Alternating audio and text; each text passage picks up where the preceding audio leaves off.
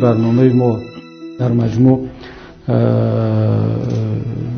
در این 4 سال آینده عبارت از 3 سمت اساسی است که خدمتتون عرض کردم. یکیش این مهاجرت، شرایط هجرت، مطابق کردن مردم و حزب.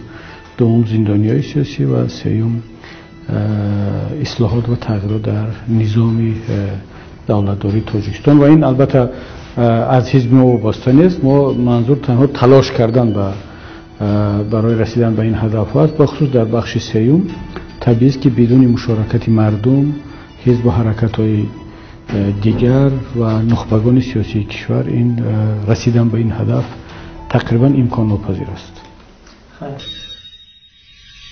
من از همه مهاجرینی که در اروپا هستند همچون برادرشون خواهش میکنم که خودشون را همیشه همچون سفیر ملت بدونن که ملت رو دارن معرفی میکنن.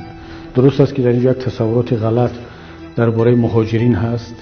درست است که حکومت تلاش کرده است که ما و شما را همچون مهاجری تاجیک در اینجا همچون افراطگرا و تروریست معرفی کند و یا کسانی هستند که دنبال منفعت‌های اقتصادی هستند به خاطر پول آمدن. اینا همه تاثیر دارد. اما ما و شما باید ملت رو معرفی کنیم که نه، ما نه اون تروریست و اکستریمیست هستیم که از جاهای دیگر آمدن و نه اونایی هستیم که حکومت تاجیکستان میخواد ملت رو در اینجا معرفی کند. این یک. دوم، ما یک مسئولیت دیگر داریم که مسلمان هستیم. باید فرهنگ و ارزش‌های اسلامی خود رو در اینجا معرفی کنیم.